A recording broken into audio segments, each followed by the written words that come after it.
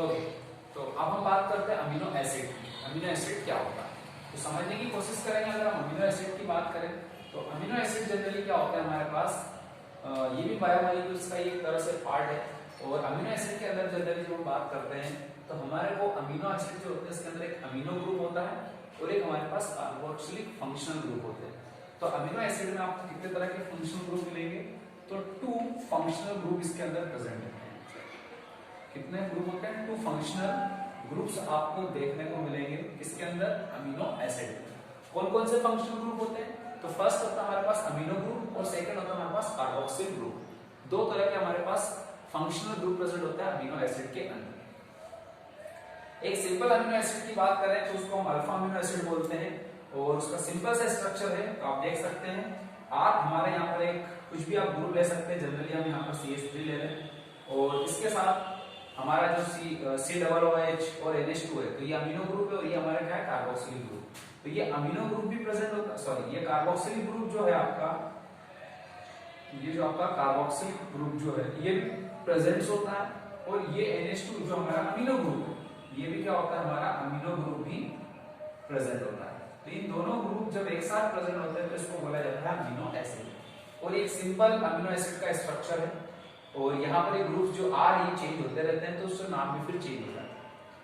इसको ये जो हमने स्ट्रक्चर बनाया इसको हम अल्फा अमीनो एसिड के नाम से जानते हैं। अब एक क्वेश्चन ये आता है कि पेप्टाइड लिंकेज क्या होता है।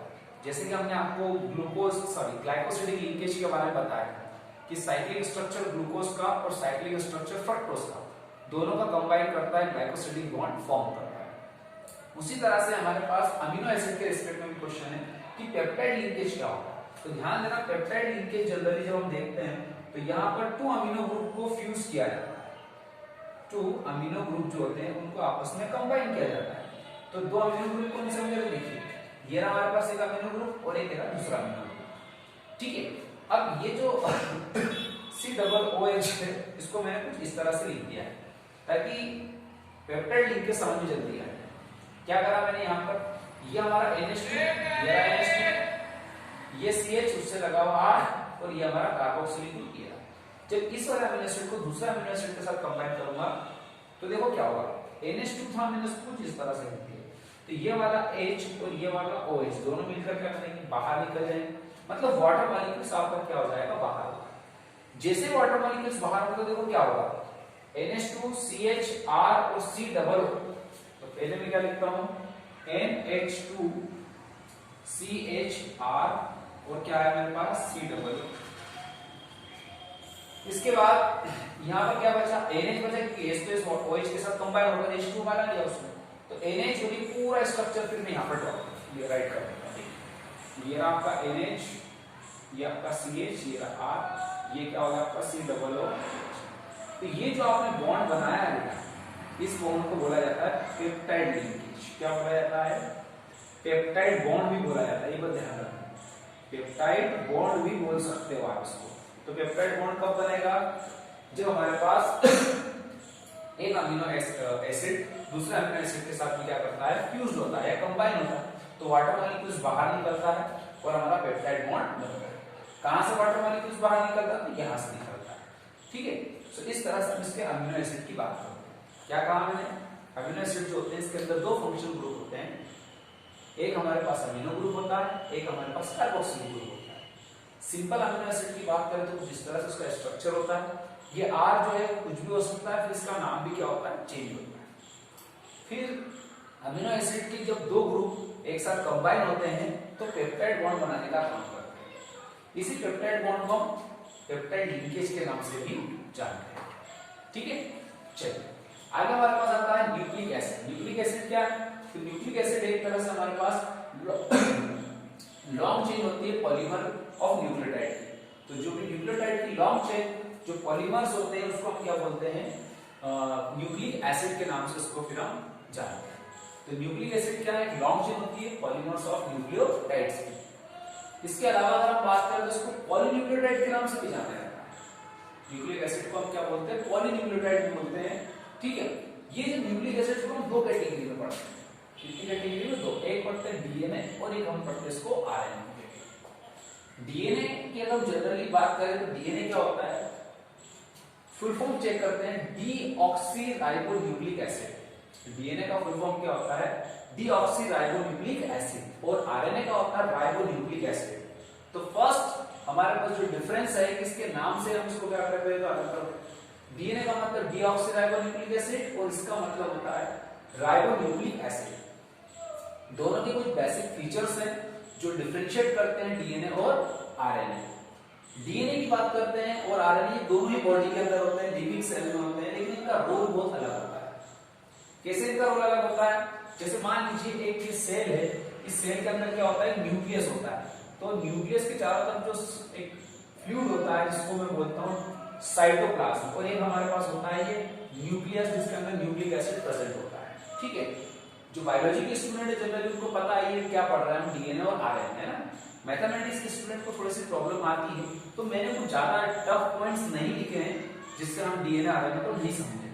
बहुत बेसिक से पॉइंट है जिनके बेसिस पर हम डीएनए आरएनए को समझ सकते हैं। ठीक है, तो टेंशन नहीं लेना है, बहुत सिंपल सा पॉइंट है। क्या पहला पॉइंट कि डीएनए का फुल फॉर्म होता है डीऑक्सीराइबोन्यूक्लिक एसिड और आरएनए का होता है राइबोन्यूक्लिक एसिड। First point. आगे चलकर थोड़ा सा और इसको हम सिस्टमेटिक समझते हैं। डीएनए जो होता है occurs mainly in the nucleus of the cell. जैसे मैंने कहा ये पूरी सेल है, ये सेल का क्या सेंटर पॉइंट, न्यूक्लियस। तो इस न्यूक्लियस के अंदर आपको डीएनए मिलेगा।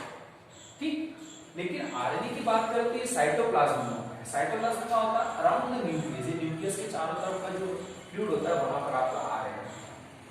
फिर बात आती है डीएनए के अंदर कौन सी शुगर होती है, तो डीएनए के अंदर डीऑक्सीराइबोस शुगर होती है। ये जो डीएनए है इसके अंदर डीऑक्सीराइबोस शुगर कंटेन होती है। आरएनए की बात करें तो इसके अंदर राइबोस शुगर कंटेन होती है। ठीक है, पहला पॉइंट क्या था कि ये मेनली न्यूक्लियस में देखने को मिलेगा, ये आपको साइटोप्लाज्म में सेल में। और डीएनए जो होता है इसके अंदर डीऑक्सीराइबोस शुगर होती है, इसके अंदर राइबोस शुगर होती है। थर्ड पॉइंट जो है कि डीएनए जो होता है डबल हेलिकल स्ट्रैंड होता है और आरएनए कैसा था, सिंगल हेलिकल स्ट्रैंड होता है। एक बात ध्यान रखना, डबल हेलिकल स्ट्रैंड तो हमारा डीएनए है और आरएनए के साथ सिंगल स्ट्रैंड होता है। लेकिन जब हम थोड़ी सी और डिटेल में स्टडी करते हैं आरएनए की, तो वो फिर आपको डबल हेलिकल स्ट्रक्चर मिलेगा जो बायोलॉजी वाले स्टूडेंट्स को पता है। ठीक है, जो प्रिपरेशन वगैरह करते हैं उनके लिए। नॉर्मल वे में अगर हम समझे तो ध्यान रखना कि डीएनए डबल स्ट्रैंड होता है और आरएनए सिंगल स्ट्रैंड हेलिकल होता है।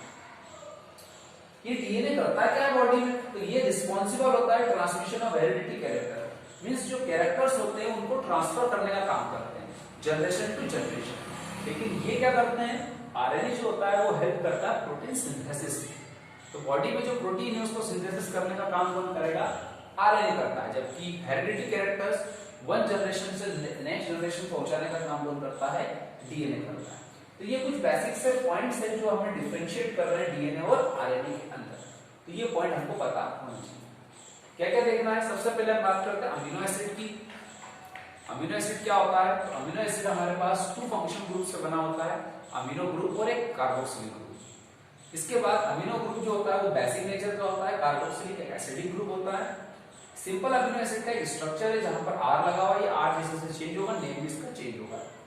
अमीनो एसिड की दोनों यूनिट जब होती है हम उन दोनों को कंबाइन करते हैं तो हमारे पास पेप्टाइड लिंकेज बनता है। तो टू अमीनो ग्रुप को जब टू अमीनो एसिड को, मैंने यहाँ पर ग्रुप लिखा हुआ है, आप इसको एसिड कर लेना। जब हम टू अमीनो एसिड को क्या करेंगे बेटा, फ्यूज करेंगे, आपस में जोड़ देंगे, तो दोनों अमीनो एसिड क्या करते हैं, H2O को बाहर निकाल देते हैं। ये दोनों अमीनो एसिड है, H2O को बाहर निकालकर पेप्टाइड बॉन्ड बनाने का काम करते हैं, जिसको हम पेप्टाइड लिंकेज के नाम से भी जानते हैं। आगे चलते हमारे पास आता है न्यूक्लिक एसिड। न्यूक्लिक एसिड क्या होता है, तो ये लॉन्ग चेन होती है पॉलीमर ऑफ न्यूक्लियोटाइड, जिसको हम पॉलीन्यूक्लियोटाइड्स के नाम से भी जानते हैं। न्यूक्लिक एसिड दो तरह का होता है, एक होता है डीएनए और एक आरएनए। डीएनए की बात करें तो डीऑक्सीराइबोन्यूक्लिक एसिड, आरएनए जो होता है राइबोन्यूक्लिक एसिड होता है। डीएनए जनरली आपको न्यूक्लियस के अंदर मिलता है और आरएनए जो होता है वो न्यूक्लियस के बाहर देखने को मिलेगा साइटोप्लाज्म में। डीएनए डीऑक्सीराइबोस शुगर को कंटेन करता है, जबकि आरएनए जो होता है राइबोस शुगर को ही कंटेन करता है। इसके बाद डीएनए डबल स्ट्रैंड हेलिक्स होते हैं, जबकि आरएनए का सिंगल स्ट्रैंड हेलिक्स होते हैं। कभी और जब बायोलॉजी पढ़ोगे तो फिर डबल स्ट्रैंड देखने को मिलेगा, लेकिन जनरली सिंगल स्ट्रैंड का ही आप याद रखना। फिर उसके बाद जो डीएनए होता है ये रिस्पॉन्सिबल होता है हेरिडिटी कैरेक्टर को ट्रांसफर करने के लिए, जबकि अगर मैं बात करूं आरएनए की तो ये केवल बॉडी में क्या करता है, प्रोटीन सिंथेसिस का काम करता है। सो इस तरह से हम क्या करते हैं, अमीनो एसिड और न्यूक्लिक एसिड की बात करते हैं। ठीक है, तो अब इसको कॉपी कर लीजिए, बहुत बेसिक है, कोई लेवल नहीं है, मैंने केवल आपको एक नॉर्मल वे में 12th क्लास में कैसे पढ़ना वो बताया। ठीक है, जल्दी से इसको कॉपी कर लीजिए।